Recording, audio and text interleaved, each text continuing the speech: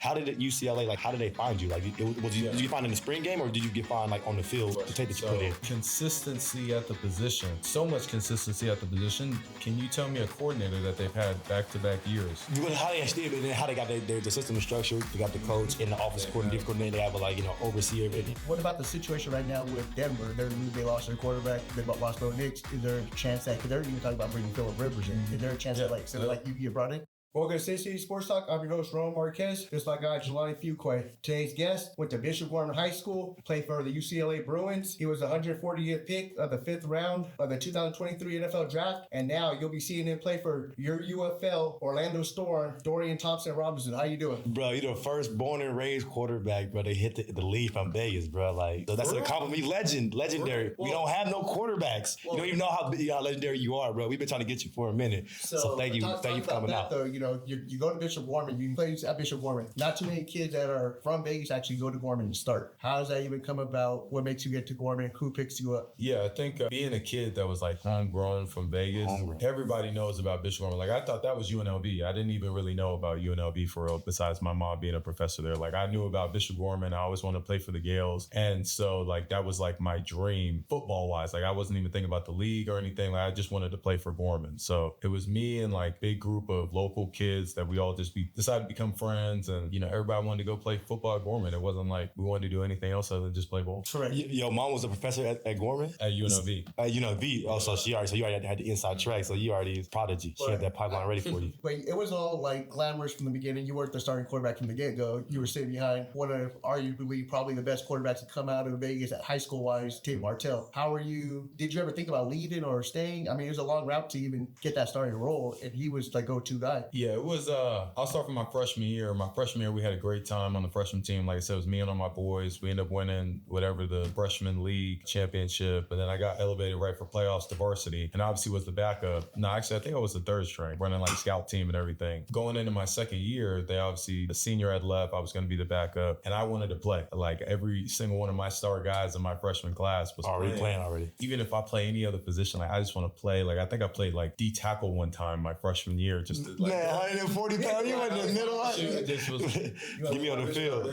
But I just wanted to play though, and so we had the opportunity to fill some spots at receiver, and that was my way to get on the field. But then he leaves, obviously. Then you get that shot at playing quarterback. You take off, and I mean, it looks like Gorman never misses a step. So I mean, you guys are nationally ranked too. Yeah. You guys get the titles. What gets to the point where, damn, I have a shot to play college ball? Because everybody going there, I think they have a shot playing college ball, right? Yeah. Whether you're second string or third string, you go to Gorman, you're playing somewhere. Yeah. So it's funny, going back to my sophomore year, that's kind of when it all started. That's kind of when the light switched on in terms of like going to college, and guys were starting to get offers around me on the team that were playing. And so, like we were talking about earlier before we started, like, I had to put in the extra mile while everybody else was getting offers, living the life and getting to play and having a fun time. Like, I had to go behind the scenes and work. So that way, like, practice was super, super important to me. I didn't have any game tape besides like cleanup time versus teams we would play in state. So it was like, we get over 30, 40 college coaches to come in during the spring ball and summertime when we're out there practicing for getting ready for the season. And so those are my games. I had about maybe 100 games before we even started the first week, because I'm going out there like trying to kill everybody. 30 and 40 coaches from where? All different, all over the country. For y'all spring game? Yeah. Y'all got recruits coming in like that for y'all just to watch y'all practice? Yo, that's huge. Don't try to gloss over it. It's like, yo, wait, y'all already got like an and that's what kind of people that's super like, dope, yeah. Gorman has the advantage. Yeah, I just had so many eyes on me. That's why I'm going with you. Like, damn. We were on Netflix with the QB1 show. Damn. We had college coaches coming in and out. Yo, you could be a star, bro. Like, sponsored on ESPN with Nike. So you was you on the show too? Yeah, I was actually fighting. You QB1, yeah. Everybody knows me for fighting and thinks I'm aggressive. You kind of had to be, because, like you said, like, you started off kind of like behind, because everybody else in front of you, all your people around you, they was making it. They was already making a name for themselves. Right. How did UCLA, like, how did they find you? Like, did you get found in the spring game, or did you get found like on the field? No, the tape that you put in. My dream school. So I grew up watching Ohio State and Michigan, because my mom is a grad from Michigan. So I grew up watching the big game every single year. I was always rooting for the opposite team of my mom, which was Ohio State. So you was gonna get your mom just come? Yeah.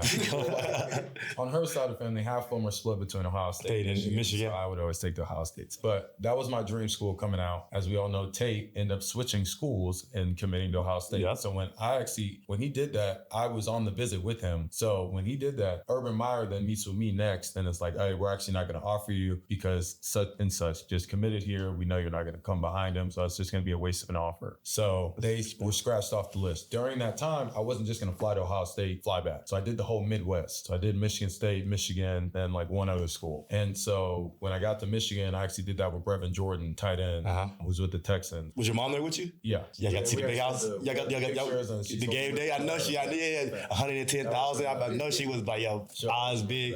Like my son brought me to see Wolverines. That's pretty tight. When I met with Michigan, their quarterback coach, Jed Fish, who now I think is head coach of Washington, I fell in love with like his system, the meeting. Like I thought I was going to commit on the spot. Took some time. Luckily I did. In 2 weeks, I ended up doing a camp and a visit to UCLA. They offer me right there on the spot just for off the camp. As soon as they offer me, like maybe a week later, Jed Fish gets the job at UCLA to be the quarterback coach. Yeah, perfect. Committed right away. It was a sign, yeah. It was like, you came together perfect. I went from Ann Arbor, Columbus and all that shit down to Westwood that you can't beat. It was just Disneyland when I got out there. So when you went to UCLA, you did a walkthrough and everything? I mean, you did like the official visit?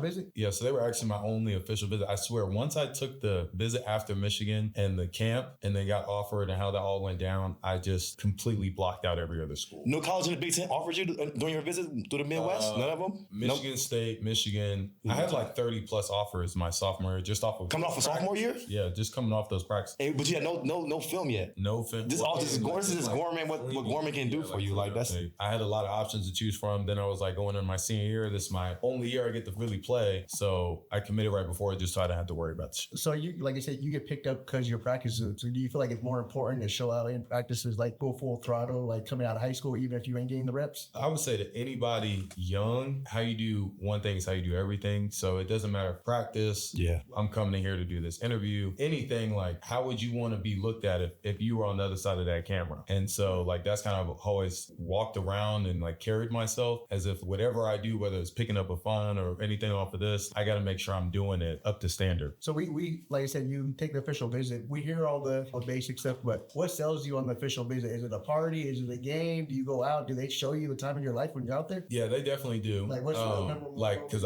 it's funny. So I actually got to when I was old enough in college, I took as much as recruits as I could on visits. Yeah. Oh, you was the chauffeur? You was the chaperone? I tried to most of the time. Like they normally just walk around offering it to guys, but I would be like, hey, let me do it. I got it. You was the man in the city. You was the man around the city though. I got it. Do they give you a budget for that? Yeah. So that's why I already know. All right, I knew there was something behind it. I knew there was something behind it. Get everything for free, but so I got to pocket the money. I know you have to do the difference. So I was like, but I also got a lot of like all the starters I played with the last 2 years, I got myself. All the grad transfers and everything. Like I hosted them and was like had long conversations with them about how like we can both mutually benefit each other. You kind of like picking a team, kind of like that's actually pretty beneficial. That's actually and that was before NIL too. If I was able to throw a bag at some of these guys, I would have had. Ooh. You weren't getting NIL 30 offers. I got it last 6 months of my college career, and that's when it came into effect. Yeah, and I got about like maybe $250,000. The other schools come try to get you from UCLA, and then that's how they had to come and match. They just paid what's the boy from the Tennessee quarterback last year? Nico. They gave this UCLA just gave him like $2 million or something like that. Like so getting like I said, you're coming from Gorman, so you see the flashy jerseys, you get all the cleats you need, you get everything you need, but then NIL comes around and you get a benefit some off that. Mm-hmm. How big of a mind blown were you like to even receive your biggest check out of college? Before. I mean, it was crazy getting not just like $1,000 checks, $5,000. Like you're getting like tens of thousands of dollars up front. The most you'll probably have to do is post on Instagram, and that's what everybody does anyway. Yeah. So now, like that's it. That's like my driving force in the off season. It's like you see me posting now, I'm getting paid for it. I'm not just posting just to post. Like it's more of a stream of income for me. So that it taught me a lot of things about like taxes and kind of how to save your money because I was making a lot. It's low key you business money early. Yeah, that's pretty good though. I've seen a lot of guys in the league that they got their first signing bonus, blew it all away. Car, chain, house, gone. So now you got all these things, but you ain't got no money. Pay your taxes all to do this, to do that, to even pay the rent on all this shit. Like you just was it a big adjustment, or you already knew? Well, your mom was probably. I was groomed very well. Yeah. But just also like my environments too. Like I was in a big city in Vegas, got to live the life at Gorman. Went to UCLA, big city in LA, got to live the life out there. So when I went to the Midwest, I was like, shit, I actually love this. This is real. It was more cool, low town, calmer and slower pace. It's just like I can just focus on one thing and that's it, and that's football. So when you went to UCLA, what was like the biggest culture shock? Like when you right on freshman year, was it the competition? competition? Was it the community? Was it like the independence? Like, what was the biggest like adjustment for you? Especially you already seeing like y'all was on a reality show. Gorman, you already demand 3 years of Gorman. Like, so I mean, like, what was like the biggest like difference when you first stepped on campus in college? Biggest difference was prioritizing your schedule and like prioritizing the things you got to do on a day-to-day basis. So like going to class checks or going to class so you don't get class check. Make sure you go to study hall. Make sure you eat throughout the day so you're not losing weight and you're not moping around. Really like being a pro before you get to being a pro. And I didn't realize that until like my last couple years that I was building towards that. But like that's what really. I was going to ask you, was you serious about like your degree, the classwork, or you just like athlete was your major? I went to school to play football. So getting adjusted. So when you first go into your freshman year, your freshman and sophomore year, how did you like on the field? Like, what was that main like adjustment period like? Coming in, I committed because of all the things I said before about UCLA with the coaches and how it all went down. But there was gonna be a spot open at the quarterback position with Josh Rosen.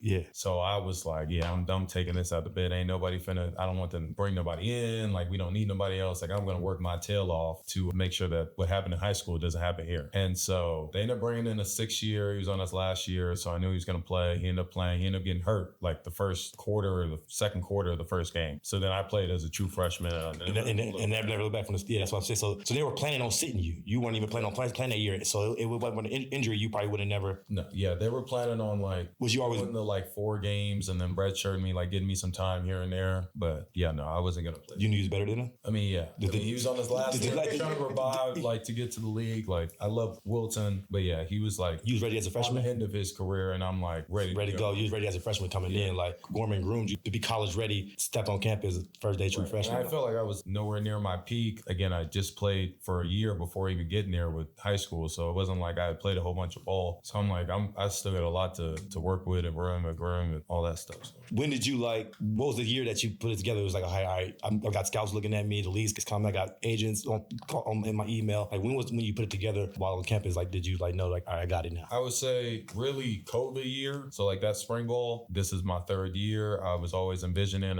I had this plan of hey, I'm gonna go 3 and out and graduate on time. I'm gonna get my degree so I can go play early. During that time, COVID hit. The season got delayed till whatever November. So then that plan got derailed. But during that time, I was able to like I guess that was actually my only first real time to do real people or like normal people stuff outside of football. But then again, everything was closed. But during that time, like I really got to focus on myself and like just not have to worry about anybody but me and what I got going on mentally, physically, spiritually. And so that's when I kind of like took the next step in terms of just like my overall personal growth. So then that's why you see the years of 21 and 22 where it's like the offensive skyrocket. That was it. Yeah. What you gonna do with your Twitch? Just gonna be talking about the game or you talking about your lifestyle?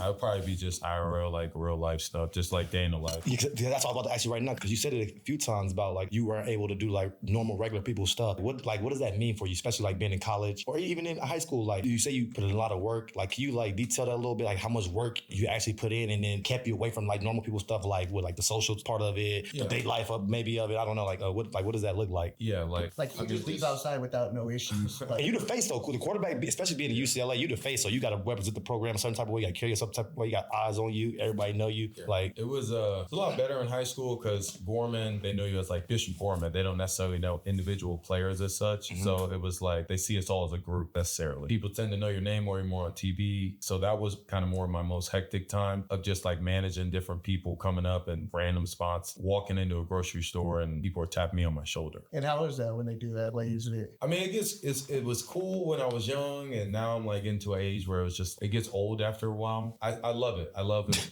He's trying to clean it up. He's trying to clean it up.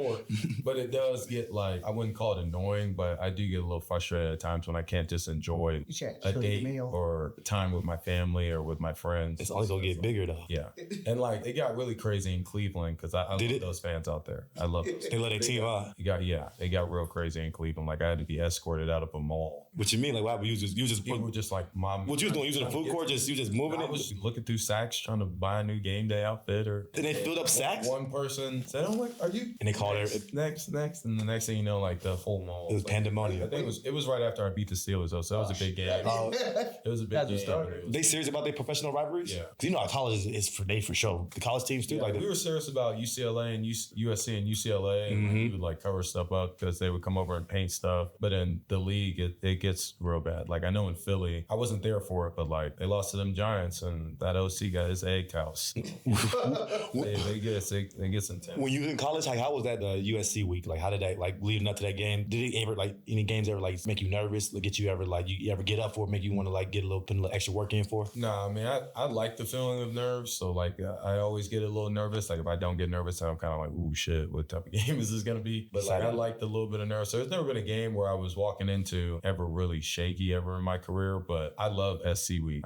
That's the best week of our season. Like the whole school and like the whole city changes. Whether it's home or away, does it matter? I mean, yeah, they're up the streets. What is it like? Is it like all the bars, the restaurants, the businesses? Like they both USC and UCLA have like their own little villages with like a bunch of different restaurants, Targets, and all that stuff. Now I've also seen the Michigan and Ohio State one. They do it a little bit better in terms of like really like masquerading the city with crossing out the M's and O's and everything. We don't do it necessarily like that. It's you definitely don't see any red on our side. You definitely don't see any blue over in that area. And it gets pretty hectic though. Like when we pull up to the game, especially at their stadium, when we pull up to the game, like you kind of got to go like through their campus almost to get to their stadium. But like people will throw shit at us, bang on the fucking bus. It's hostile. It was hostile territory. It was good fans. It was good fans. Yeah. The only thing I don't like about LA fans is if it's a good game, you'll get them all the way through. If it's like my 2021 year, we beat them by like 50 points, and they funneling out. All my highlights have no people in the back.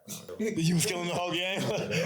You was looking at the crowd, empty seats. At what time? What during your career? Like when did you realize you were that big? Like you were actually that big of a star? When did you start? I honestly don't even know. I always like people around my circle always tell me like you're a lot bigger than how you're walking around and carrying. Like I don't like think of myself as somebody that can just go in there and get stuff free. Like I would have to be there present, and you offer me something for me to be like, oh okay, yeah, like you offering it because of who I am, not because I'm like, oh yeah, I'm such and such. So let me get it for the title. So I never really like. I don't even think I was exposed for real to how big of a star I could actually become, because I was just so like going with the everyday flow of life and just trying to like get to the next level. Always pushing towards the next thing. Like right now, I'm pushing towards the UFL, then push towards the training camp, then reining up. So at what point did it find you? Like what point did you say, all right, now it's time for the next level? Like when did the scouts for NFL come? Was it the senior year, or did you know before you was going to the league? Nah, so right after the COVID season, I only played 5 games. I ended up getting contact traced for 2. So after those 5 games, we went like 3-2. We only lost the other 2 games by like 3 points. So you got looks off of 5 games? Yeah. And I was already playing the first 2 years, but the last year was like put it all together. Right. But I was just saying, like it's a junior year. So yeah. And so I was having agents call. I was trying to get my scouting grade back, which I think my mom has it. I don't have it. I've never even seen it. You don't know the scout grade? Like coming out at that time, because you can get a pre-scouting grade before you go to make a decision. She's already on it. So she's already on it. It's like looking like she was like checking for you, seeing what your status was, seeing if you get. Dang, that's what she already. Because I had her locked in everything football wise, really since I was growing up with youth football. But like once we got to high school and we had to start going for camps to try and get offers, like that's when we really started taking this as like a job. And she's like, I really got to like. You've been working at this for a long time. Yeah, like you've been like a professional for a minute. A lot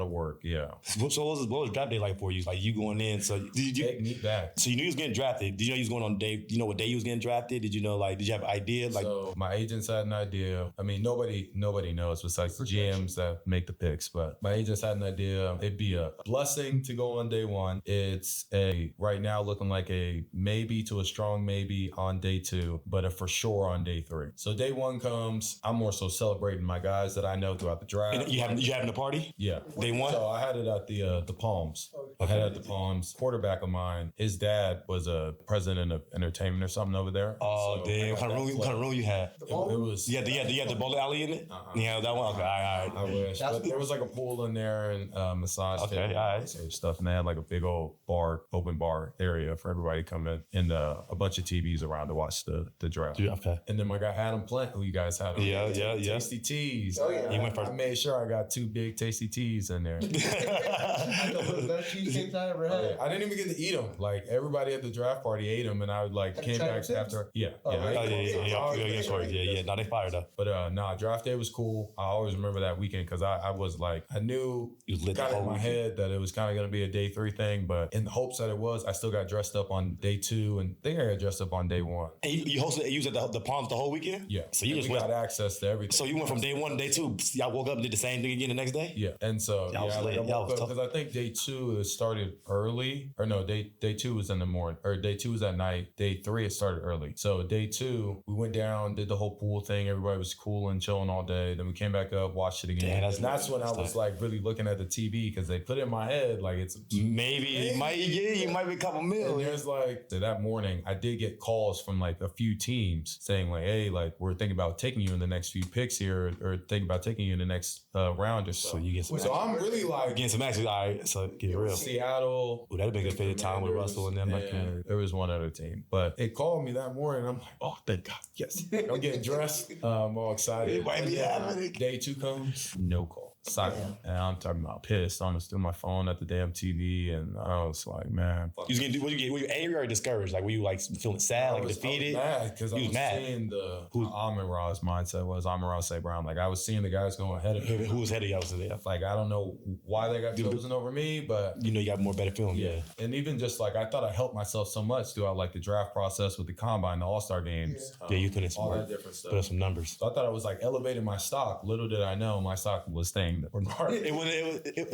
Even after the combine, what you was hearing, it was staying. But then it's all for TV. Day 3 came. I didn't go day 2, so I had to put on a whole new outfit. Wake up day 3, and within like the first few picks, I was like one of the first few picks. That was it. Right. So I got up right there, nice and early, and the rest of the day was all celebrations. Went out, had a great time. I forgot. I think Gunner or somebody was performing that night, and it was a great time. Well, you get picked up by Cleveland though. I know you probably hear everything, but they say that's where quarterbacks go to die is Cleveland. But that's man, what? I'm saying you get drafted there, but you have Watson there, you have the Manziels went there, everybody, Mayfield, and you get these quarterbacks. But instead of you like going there to end your career, you're starting your career there. How does that make you feel? Like, I mean, you make it, but is that even a thought through your head at that time? Or you're like, I'm drafted. I'm in the league. Yeah. It was so just focused on not the I made it, but just like shit. I got my foot in the door, and that's all. It's a start, right? It doesn't matter where you get picked up at, what round, you'll make the money up front if you go higher, but like the real work is once you get your foot in the door, and that was all I was wanting. So all the negative narratives around Cleveland, like I was so oblivious to it because I was so focused on just going in there playing some football. Right? So when you get drafted, did you know that the Cleveland have a plan for you? Like when you get drafted, or is it like, okay, now you foot in the door, now I got to beat out, now I got to earn the spot? Because taking the 5th round, I mean, they kind of got plans for it. Flacco was there. Who else was there at the time? No, so at the time when I got there, it was Josh Dobbs, Deshaun, and Kellen Mond. So I was walking in. So you the 4th phase, Kellen Mond's season 2, like he's solid. So at that point, do you even see yourself gain playing time anytime soon? No, I wasn't even getting any reps really until the preseason game. So you feel like no practice. Gorman all over. Yeah, but sitting back from behind Tate, like it felt like that all over again. But I was in a whole different space again. Now I'm getting paid a lot of money to do this shit. So you can. It's a little different. Whatever you tell me to do. Because they had like, was it a big major adjustment for you? So the play was still the same. It was like, what keeps you back from coming in as a is again just being consistent with everything. It's not just consistent with the big things. You can't go out there and block all the time, but you can make a spectacular catch on 3rd down. You may not make it as long as somebody else. You may make it for a while and may keep you in there, but it's not going to. I need you to block on 1st and 2nd. I need you to do everything. Like, when you see all those guys that make a lot of money, like they've done, watch them early in their career. Like they put in everything.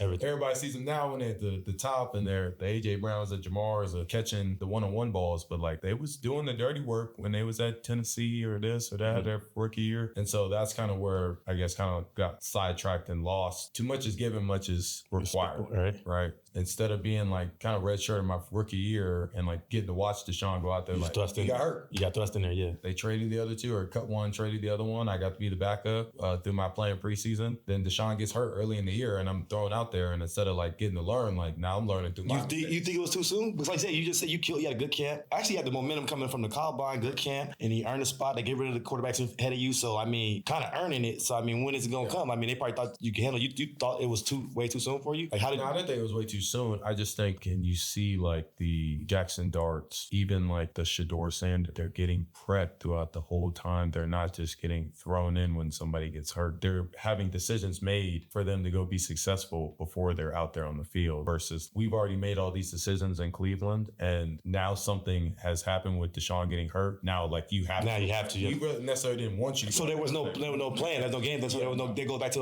what I was asking. Like there was no plan for you. Like it just had. The Steelers week. They have to adjust. Get a whole week. You get a playbook tailored to me. Plays that are more my style. Getting some more read options, some more run game in the quarterback zone. Like the game is a lot more fluid. You get a win out of it. And then all the other games I really got hurt in, and that kind of derailed me. Your growth. Yeah. When you're in the league, does it happen for? That's interesting that you said it. Like having a package tailored to you. When you get drafted, you have different skill sets than other quarterback. Do they draft you and have a specific package for you that's different from the separate quarterbacks? Or do y'all all learn from the same playbook? Y'all all got expected to do the same thing? They don't tailor your skill sets, your talent to the system? My rookie year, we ended up bringing Joe Flacco in, and he took over as the veteran starter vibe. When that happened, that's when the package of plays that I was running when I was out there, we still kept the ones that worked in. And those were like starting to become some of our core plays that year. So I would come in on quarterback run game for short yardage and all that stuff. But in terms of like coming in, I don't think they necessarily had a plan. Maybe they did. I didn't hear of any, but I just don't think it worked out that way on the field wise to where it could be followed through like a plan. Do you think it's better though, like for a system to like tailor it towards your skill sets, or you think you should know everything in the playbook? You should be able to do everything, make every throw, expect to make every read. Like shouldn't they have like because you have different skill sets than the next.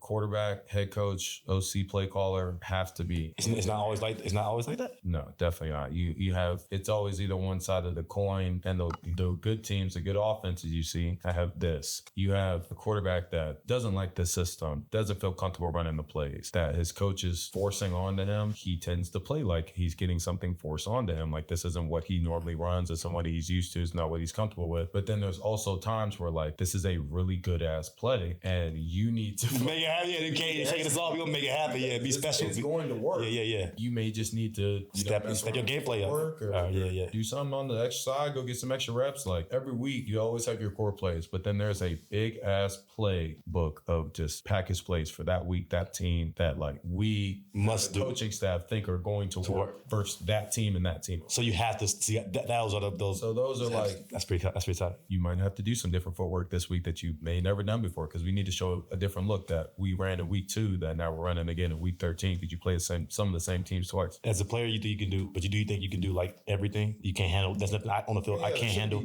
NFL player, there should not be anything asked of you that you can't do. That's good. In terms of playing football and getting a job done on the field, all the other stuff off the field, that's to each his own. Right. But like in terms of me being a quarterback, there are just requirements. O-lineman, running back, there are requirements that you have to do at that position. You cannot be an NFL receiver if you can't catch. It's like I can't teach you how to catch. There's literally coaches that are going, I'm not going to teach you how to throw the football. Not going to teach you how to catch the football. You have to, I'll teach you the fundamentals. We can go back over them and see like, hey, he was outside on this. Other than that though, you have to. Ain't no teaching in the NFL. Ain't no teaching in the pros. Ain't no teaching for that, right? Yeah, you going to learn the playbook, game plan. Watching the game. You don't have time for people learning. You don't want to see people in game making plays. So you got to come ready. What's your mindset when they bring Flacco in? Is it like you're right off the bat, damn, they're right. Yeah, that's more so. And I was like a disappointed by, because like they brought him in. I was still coming back from, I think, a concussion. We ended up losing to the Rams, and then we come back, and I was thinking like I'm about to start working back in, because I'm under the impression now that I done got a starting role that I'm finna be treated like a starter. Let's build on it. Yeah, it's not how the league works. Again, you have to earn your keep everywhere you go all the time. So I was thinking as soon as I got Deshaun's job, they finna treat me like Deshaun. As soon as I got Deshaun. Not how it works. No, brother.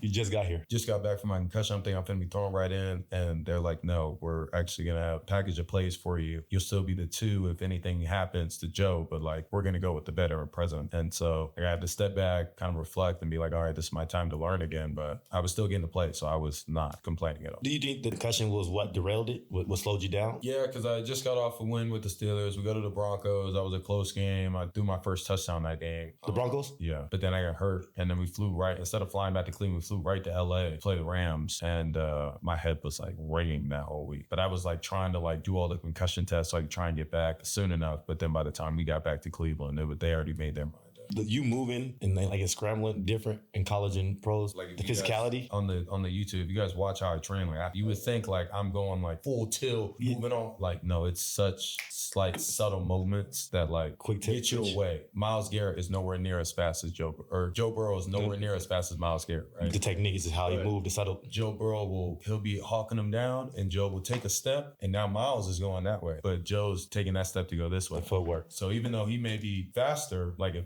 he can't catch him because of how he's fluidly moving, like that's where the NFL is way different because everybody's again just so good at their technique and so good at what they do that like you have to be just as perfect, and if not, you're gonna get caught slipping. How you as a quarterback get your reps in, get your progression and growth if you're not even getting in a game? Are you being put in that position? How do you get better? Like how do you? So in Cleveland, I can't really say for Philly, I was only there for a training camp, but I would be on a whole, like they have 4 different practice fields. I would be on a whole different field while they like going over shit. And I would be with the assistant coach, few equipment managers, and we'll go out there and run through the script. So they had a separate plan for you. Yeah. So it sounded like they kind of had hopes that you was gonna be the guy. Like they were like. I mean, I just felt like I was the only rookie quarterback. Like you can't just let me just sit here and rock, especially when I'm the 2. Yeah. Like I just earned the backup role. Like I'm 1 play away now. So they had to like put some type of effort into me because Deshaun was injury prone. And so, like I said, I was 1 play away. But yeah, we would go in a whole separate practice. When that season going on and you see that season not going well and the starter Deshaun, he keeps getting hurt, you at this moment, like, like, all right, your time is coming soon. Did it ever cross your mind, or were you really like surprised by when your number gets called? Was it kind of like, you felt the vibes? So Philly, I wasn't surprised. In Cleveland, I was surprised as hell. So we had got through the rookie year, went to the playoffs, lost first round, wildcard round. Then we go to into the second year and we're like 3-14 or whatever. So I'm like, all right, there's going to be a lot of turnover. There is going to be a lot of change coming. I don't necessarily see myself in that change because we only got 2 quarterbacks. Because Jameis was on a 1 year. So we only had 2 quarterbacks returning on paper. So I was thinking like, I'm good. Then just like I am now, it was around this time actually, was down in Orange County getting like a massage on my back. The league hard. GM, you don't just, hey, buddy with your GM, hey, buddy with your head coach. Like you're not just calling him all the time. So when you get that call, you know it ain't right. Something ain't right. Yeah. This could be the one of 3 things: cut, trade, extension. We hoping for the extension. Too much. I'm like, I'm in year 2.5. They're gonna extend me off of this past not season. yet. I hope I don't get cut. I just had my exit meeting and everything went well. Then I get a call and they're like, yeah, we're gonna send you to Philly. I almost jumped up my damn. That's what I'm saying. You was ready. Oh, so you was excited. You got that call. Well, you're excited, but then aren't you thinking back in your mind, well, Hurts is there. I'm like number 3. That's the system. That system might fit him better though with his skill set, the type of quarterback they have, the time. Consistency at the position. So much consistency at the position. Can you tell me a coordinator that they've had back-to-back years recently? They haven't because of their offensive success. So it's consistency. But how they actually, but then how they got their system structured? They got the coach and the office coordinator. They have a overseer in it. Whole organization committed to just making everybody better and winning games. Because when I heard that, because you're over there you're kind of with some Vegas kids too, Cedric Tillman, and then you got the linebacker Tony Fields. Yep. So you guys are all there, and then Tony leaves. He gets cut and goes, but then he goes to the Rams. Tillman's still there. He's doing well there still. But then I'm like, perfect opportunity. He's about to actually get showcased, and then you go there, and then you go through. Then you get cut again. How's that? What was that process like? Going there, did you even think you were getting cut? It's like you went to a perfect situation. Yeah, no. So it was a match made in heaven. When I got there, flew there maybe a week after I got the call, met with the staff, walked around the facility, did my physicals and everything, met with the GM. GM's like, hey, look, we're going to bring some guys in, talking about drafting a rookie basically. We're going to bring some guys in. There shouldn't be nobody on this roster that should keep you from not being here. From right then and there, I was like, all right, that's all you have to say to me. Now, reason why I say I was surprised, or that I wasn't surprised when I got cut by Philly. So coming out of Cleveland, I don't know if you guys know my stats, but they're one of the worst in NFL history in terms of the turnover to touchdown mark. I obviously take all the blame for it. There was a lot of scenarios where like the ball could have just rolled another way, or I was not even put in that situation for the ball to roll that way. But again, I have to take full accountability for all. So I'm already skating on thin ice now heading into Philly. Like it's a great situation, but it's basically a high risk, high reward because you can't go in there, tiptoe around. Okay, I do have 10 interceptions, 1 touchdown. Let me just not throw any picks, be conservative with the ball. You can't do that because that's what I did in my second preseason game. First preseason game, I was letting it rip. I was off target with a couple of guys just because like changing in and out receivers, practice squad receivers every other series. So I was missing a couple there, but wasn't in my head about anything. Then come the second preseason game, I was so like, okay, we're 2 games away from cuts. I've had one of the best camps I've had in the league in my career up to the date. So if we're going based off everything I've done this far, like Good. I'm in the green. Because again, I'm at this point, I'm starting to look for houses out there. I've just moved my animals out there, my pets. So I'm like trying to like start getting home in here. I ship my car out there and everything. So I'm like, I'm planning on, I'm finna be here. I gotta put the work in, I done grinded, and all the way up until this game, flawless pretty much. Get in there, 2 or 3 bad plays, fumble, a pick, and then just a ball that got tipped behind the line of scrimmage, and then we end up getting it back, but we had to punt. And those 3 plays alone. Like, you think that's what it? Yeah. No, 3 plays is what? Is the difference between? It's not just those 3 plays. It's a culmination of, because now it looks like in year 3. Okay, he's not year 3, progression, the consistency. It looks like, okay, this is Same just mistakes. who he is. Like, this is just his NFL game. Damn, that's deep. So training camp is nerve wracking. If that's in the back of your mind, you think about getting cut 2 games away. The last practice was good. First game. Going back to your question, this is when the writing was on the wall. So we had that game. You guys, any and everybody in my circle, everybody, I had a bunch of family. My girlfriend's family was there. Like, I had a bunch of people at the game. I told everybody, like, not F off, but went back in my car, drove home back to the hotel. I was like, man, I better have a good ass week of practice. This better be the game of my life coming up here on this last preseason game. Or if not, I'm finna be out of it. All the work I didn't put in was just diminished by that whole little 3 plays that I had. All that goodwill you built up during There's training. guys, like I said, I've been on the bright side of things where I'm in the league now. I'm year 2, going into year 3. Comfortable. My first 2 years, nobody's talking about my first 2 years. I'm seeing guys getting cut for holding. I'm seeing guys getting cut for bullshit. They get cut for holding in practice or during the game? In a game. Okay, dang. Like, I'm seeing guys getting cut for absolutely nothing. Yeah, little stuff, yeah. And I'm thinking that never, because I'm like, shit, I got drafted. I'm here. Like, I'm the backup. Like, I ain't finna get cut. Happened to you. And you get that call, and then afterwards you go home and you get that letter in the mail of, they have a list of all the things you can get cut for. Mine was, I forgot what they term it, but it's like, They got a list of. yeah, it was like unsatisfactory performance. Damn. Wait. But that's what I was, you got a report card that says Signed off by the gym. the things that you got to work on, or this is what you're on. This is what toting the line. It's a general list of things, so it could be like, Oh, and it's same for everybody. It goes for everybody. and they'll just check off whatever fits for you. Okay. Mine was unsatisfactory performance. So when you got drafted, what were some of the things in your profile that they said you were negative at or good at? So actually, a lot of my combine questions were about my leadership skills. I guess whenever they would watch my games, every time something happened in the game and the TV obviously pans towards the quarterback, I'm a very Animated. animated, emotional guy. I've worked on a lot now being in the league. That's why Body language. you see guys in the league sitting Stalemate, yep. Can't read nothing.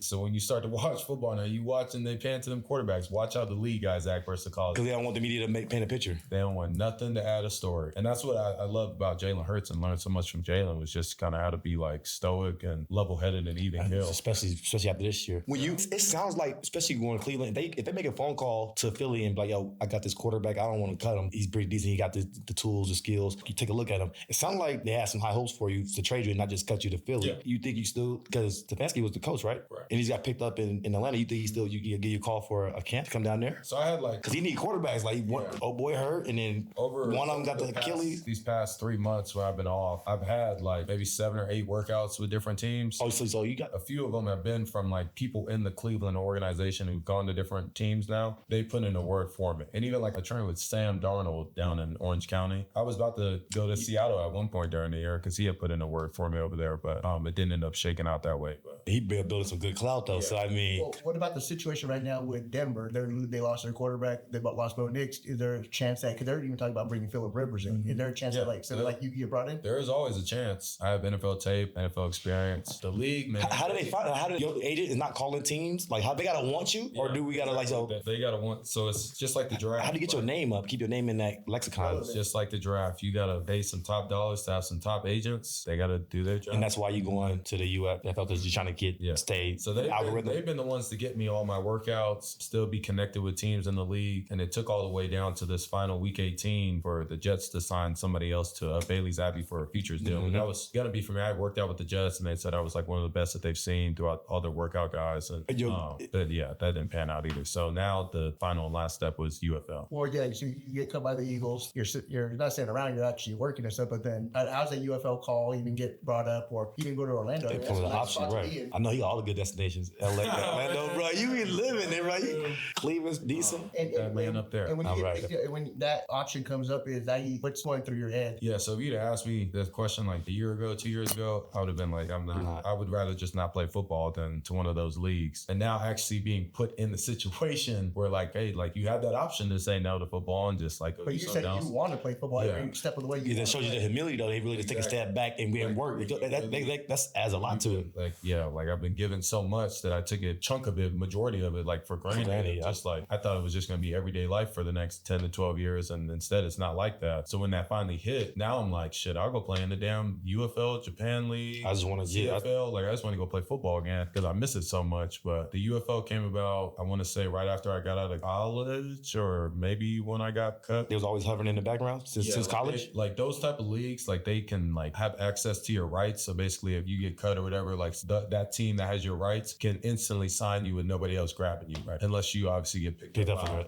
another team in the league. So it's funny, the way I got to the Orlando Storm, a big confusion. So the UFL this year, they're expanding their league to another 3 teams, mine being one of the first years. And so coming out, DC Defenders, who I think won it last year, they had my rights. That's where Donnell Pumphrey played for at the beginning of his, when he got released from the Eagles. Right. They had my rights under the assumption I was supposed to go there. Then they say the draft for quarterbacks is coming up January 9th or 12th. It just passed. Birmingham Stallions, they're the ones that call my phone on draft. So for real? I'm like, right. I'm looking at the league. Nice to meet you, AJ, Coach McCarron. And he's talking to me about this plan, how get me back to the league and all this stuff. I'm like, oh, it sounds great. Like, I'm excited. Boom. Hang up the phone, call my agents. They're like, all right, well, they're in a bit of a confusion right now with all these teams and how they're going about it and restructuring. So right after I get a phone, my agents, AJ, coach at the Stallions, calls back and says, we have bad news. I'm like, I'm getting cut already? Like, y'all didn't see me black. He's like, no, man. So I guess somebody else has your rights. So we're working through that. So we'll let you know here in a couple days. Then you never knew that they had your rights? Then a couple days comes by, a whole nother team comes through. So then the Orlando Storm comes around. It's funny because I didn't hear from them until maybe a day or two from today. So when I guess the league ended up putting players on different teams and they put me on Orlando Storm. So they had the final say so. So I found out through a bunch of my old teammates, because the quarterbacks are only drafted on the first day. They have all the others. So I had a bunch of old teammates calling me, hey, congrats. And I'm like, congrats on what? They're like, hey, can you put in a word for me so I can come to your team? And I'm like, what are you talking about? And that's when I found out I was drafted. A lot of former players trying to get into the... So it's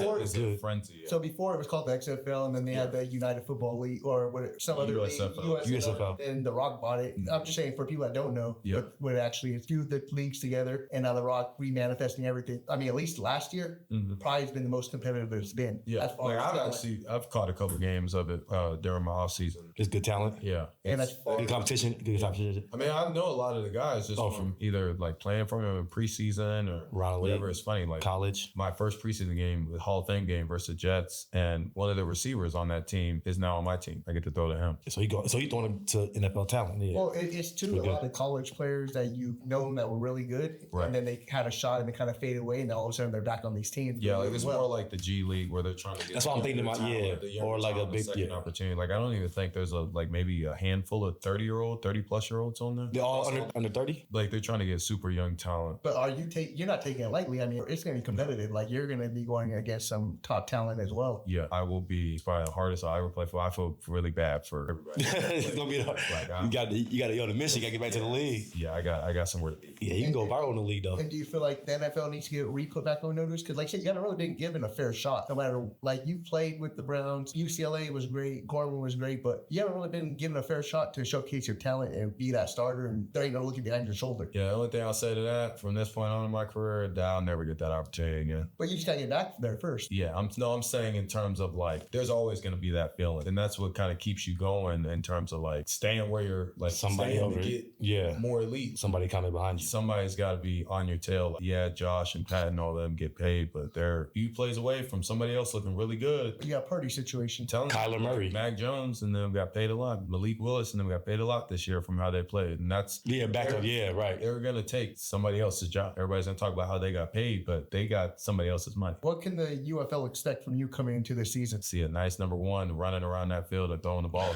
That's all I can say. Like how polished do you think you become in the offseason? And because you're a dual threat quarterback, they consider you a dual threat quarterback. How much more polished do you think you've been from 6 months ago to now? Because you've been training, you haven't stopped since. Yeah, I mean, I guess we'll see. Yeah, man. I mean, I've been chomping at the bit just to like play football again, talk shit. I was talking to my coach about this the other day. Like, so much of who I am as a player and a person is just like the talking shit, hurdling, the juke moves, just the fun part of playing football. Like going out there and competing. That's about to be my question to you. Yeah. Like that's like when I'm just itching to just get back at. However that looks. Like I'm going out there to win football games, going out there to play football. When was the most fun for you having playing football? When was the most fun? Definitely my last 2 years at UCLA. The last 2 years? What was about it, like the game day, the atmosphere, your play on the field, just how you put it together, you understood the game, your confidence? My play, and not only my play, but like how I elevated the other 10 guys around me. Like everybody was field knew we had a chance to go score a lot of points, and they wanted all to be a part of that. All 5 guys up front blocking their ass off, because when that ball's in the end zone, they're all turning around celebrating. We ain't got to run far. We just you lit up right now, bro. You taking you back right now. Look, he took you back right now. So what's like a play call we would hear like in a huddle from you? And do you feel like you take command when you are in the huddle? And just any play call, like if you, because I'll say I can give you a high school, I can give you a college. With Cleveland, how difficult does it get? How long is a play call? I mean, yeah, it can get pretty long. So we can go like a Y move to gun, dice right, 362, dragon Y sick, can, 18 Uno, Z crack on the dummy on one right. We get up there and we get a 1 high, 2 high. What's the hut? 180. It's a 8. Can. And then we'll get to a run play or whatever it is. But we'll have some extensive. You make a lot of adjustments at the line. You call a lot of plays at the line, or you just in a reading the defense and then just going off of what you see in the box, how the safeties lined up. The week, like talking through game plans and everything. I like to give my coach the option to give me 2 plays at a time most of the time, just because I'd rather just see the coverage and try and move it with my cadence than try and get into a perfect play. I'd rather just have 2 plays on. If it's one coverage, run this play. If it's another coverage, run this play. But you still got to read it out. But that's why I learned from Jameis, Joe, Russ was the first 2 progressions. Like your coach is going to teach you that. Your 1 and number 2, the guys that are supposed to be open, he's going to teach you where they are. You got to know where 3, 4, and hot is. So if those 2 guys don't do that, they slip, they fall. You got to run the wrong route. Okay, where's my outlet? And if we get pressure before all this shit even start, where can I go with the ball? Those are the 2 things as a quarterback. Like you got to learn. Your coach will harp and teach and press and will rep all week at practice. You throwing the ball to number 1. AJ's going to be open all fucking week. Devontae's going to be open all week. But in the game, they roll the coverage. Now he's not open. Devontae slips on a dig. Now he's not open. Where is my check? Hey, but you only got but 3 seconds to fight. Because you're going to get groomed into shit. I all day long in my sleep. When it's not open, that's where you see guys panic and all this other stuff. Like, if you're not prepared from that aspect, they get on you quick. So it's the second read that's the difficult, like that's the adjustment, finding coming off their main read off the. Knowing when to say no to a guy, because you got some superstars out there like Jamar and them that you give it to them, they'll probably most of the time come down with it. But you got to know when to say no to be able to move on. Have you ever played with like a Jamar Chase type like Amari Cooper, I would say. Oh yeah, you did get Amari Cooper. Yeah, you did get him. How frustrating did the number 1 get with the quarterback for not making the throws to him? Like, does ever you got that confrontational? Because we've seen that in a couple of games this year where Shador's receivers in his face, and next game he's lighting him up. No, it definitely happens. It happened to you? It wasn't as abrupt and loud and all, but Amari did come up to me. It was before the game. I think it was before the Steelers game. He came up to me at like pregame warm-ups, and I'm over here like trying to warm my arm up still. I'm like slinging that shit. And he's like, "Hey, youngster, we're gonna have a good game today, but I might punch you in your throat if you throw that ball hard again." And I was like, "All right." You break your fingers? You got a cannon? You break your fingers? Look. I was throwing it off. That's when I was like, "All right." So, he was serious? He was dead ass. He's playing with his career. Dead ass. Money making money, yeah.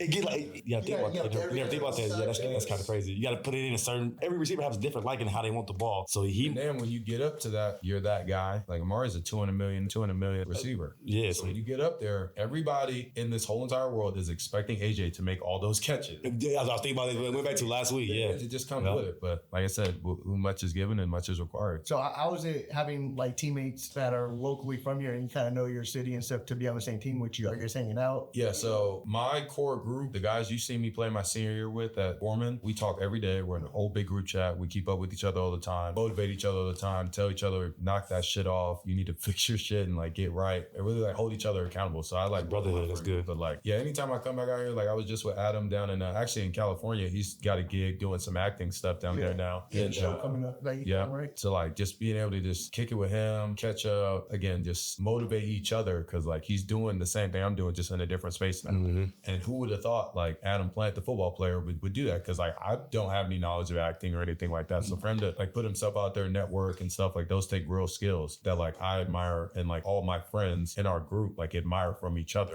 on how hard we work work and everything. So it's been really good to like always have a home to come back to, because I would say like that's my home. You think you'll get to TV though, right? I mean, using TV in high school. I mean, I would like, it's gonna find you, bro. You LA, come on, man. I know you got connects. Man, some people in Hollywood, bro. You better use that. You better use your network, bro. Use it. How is it though, seeing so many of your, fellow teammates playing, like you got Jalen Naylor, a few players that are in the league now? I mean, you guys probably hold it down for the most out of like in high school anyways. Yeah, how's that seem? Like I said, it's inspiring just to see us all continuing to grow every day. Like nobody has ever settled and got comfortable where they're at. Like everybody's, whether they're took a few steps back, gone up a few more, that everybody just continues to stay on their path and continue to work at what their purpose is. That's more inspiring to me than anything, and gets me like motivated to get up and go do something, because Adam's down there active. So like, why can't I go get up and get a job with football again, or get back in the league with Jalen and Brevin and Jeff and all those guys? And it's just, like I said, super inspiring, because like we all still talk every day, we keep each other updated, and we all came from the same pot. So, I mean, outside of football, I mean, the UFL's next, what we're looking at, but outside of that, you're a fashionist. You go to fashion weeks, you like to dress, you're a well-dresser. What got you inspired to even do that? I think I've always been big into clothes. When I was a kid, I had like a million hobbies. Like you couldn't sit me in front of a screen. I was just like always doing something. And so like it started with drawing and braiding all my tattoos. That's kind of how I got a little creative. Then my freshman year came in, highly touted. I got there, we played like shit. Everybody that was taking pictures of me in Chick-fil-A line was hating. So when that time came, oh, for real? It was better to see the I couldn't go to class for the wrong reason. Even when you was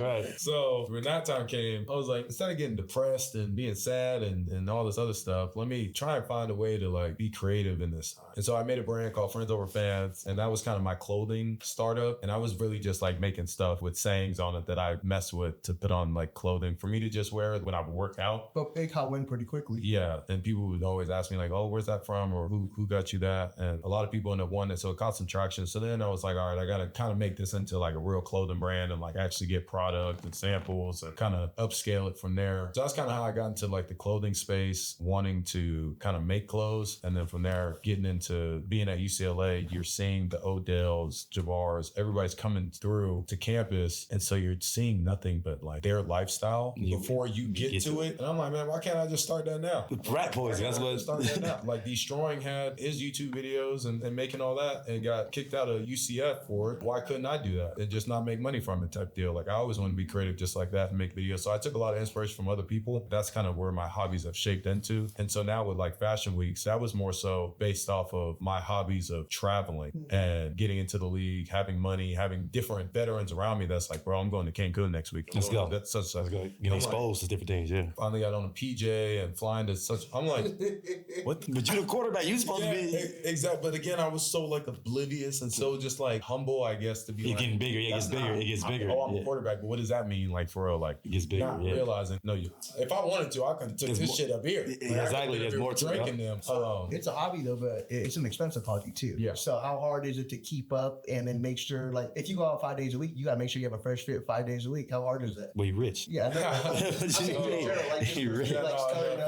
My rookie year, I definitely made some poor decisions, money wise, spending, just like going to Saks every damn day, eating DoorDash all the time. DoorDash. But now it's like I said, I use social media for like a stream of income. Yeah. So with the posts getting me money, the stuff I'm wearing is also free. So realistically, I've been looking at a price tag if you want it. Now I do, just because I'm smart. Money, but no, not my rookie year. Like I literally, it didn't matter what it cost. You was doing it. I was walking out with tens of thousands of bags out of Louis. You had a nice signing bonus? You got drafted? So Louis got that now? $150K up front. Just right after tax. Yeah. Off top? Yeah. And you already just made a quarter from the... So you sign. Boom. Go right to the bank account. Yep. And I already had like $250,000. You made a quarter. You made a quarter. You was already... I was on... And on top of that, you get college stipend too. So I wouldn't even have to use my NIL money. And then on top of that, I made a brand, which when NIL popped off, now I can start monetizing it. So I had so many different strings. When did you become a millionaire? My rookie year. Your rookie year? My rookie year.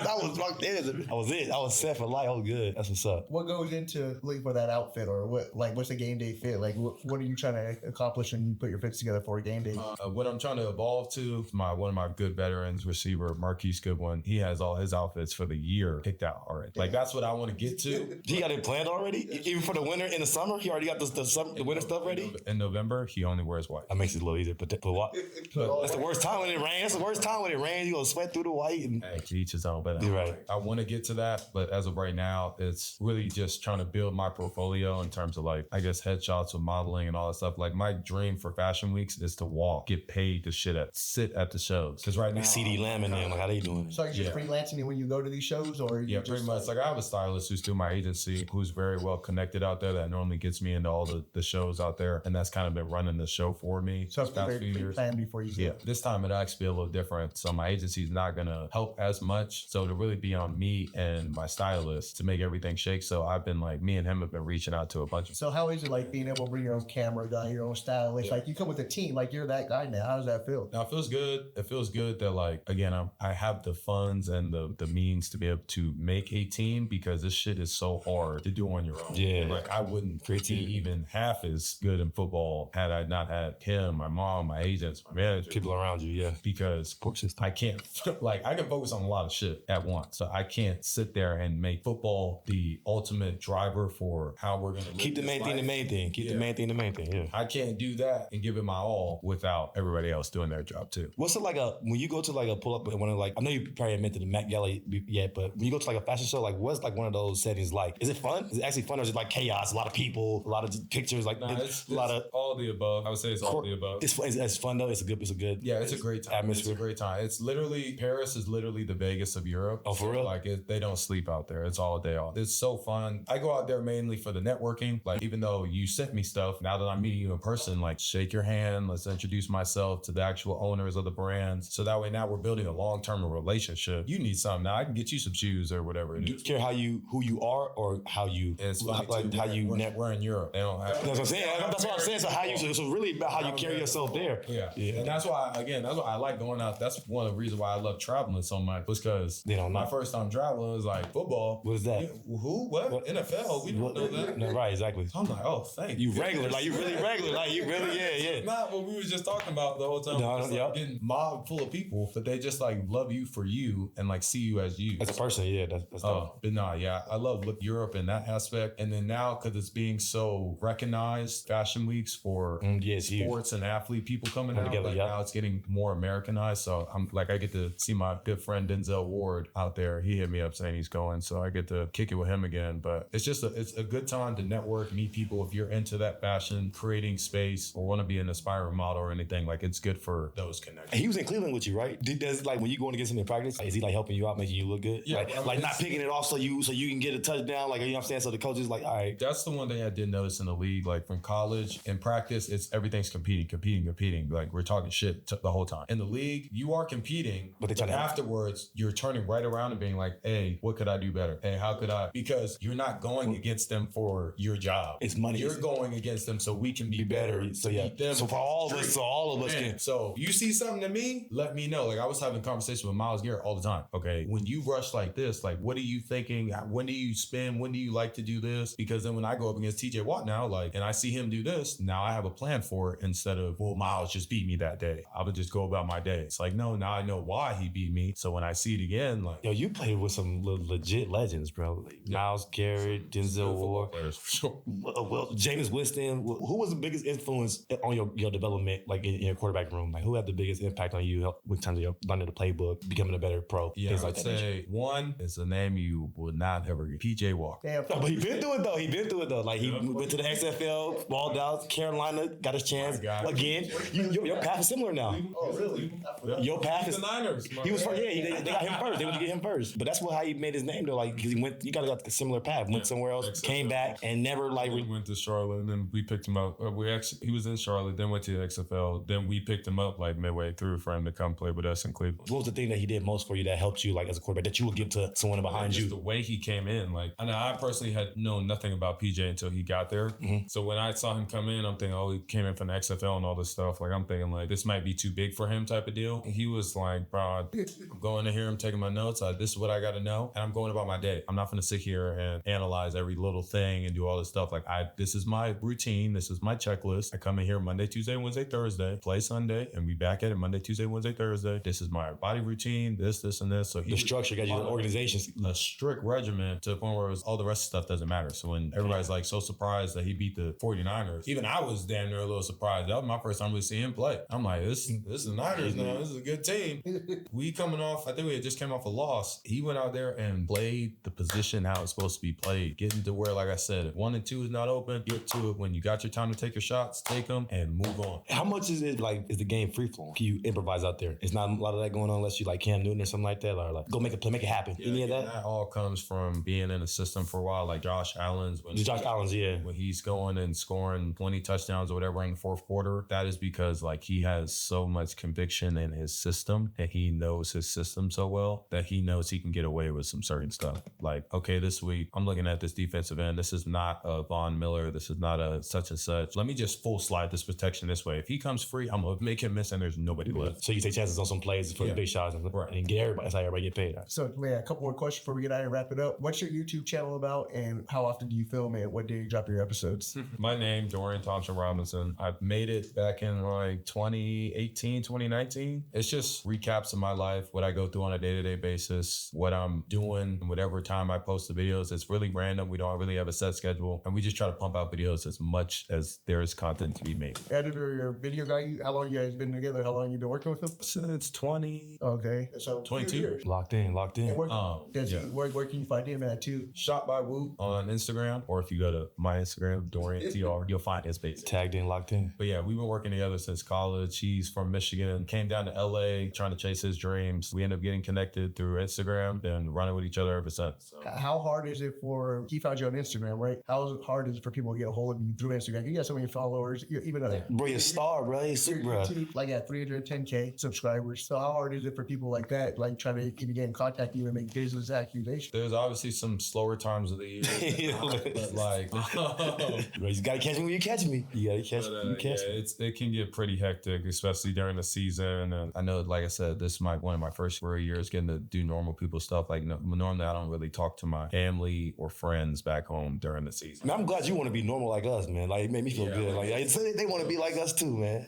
A lot of dudes do, because it's just like everybody thinks just because you get paid a lot, it's not so stressful. It's a very stressful one. Everybody pulling like you gotta be on something from you. You gotta be on 10 though. You gotta be positive all the time. Like you always gotta have face on. You always gotta play the game. So last question. Obviously, there's been about the last couple of years, a lot of players from Vegas actually made the playoffs and that's been competing for Super Bowl. We had a couple in the past 2 years actually win it. Where do you rank yourself amongst those players actively in the league now? Yeah, like my boy Dalton, he keep repping that he's from Utah. Yeah, Dalton from Vegas.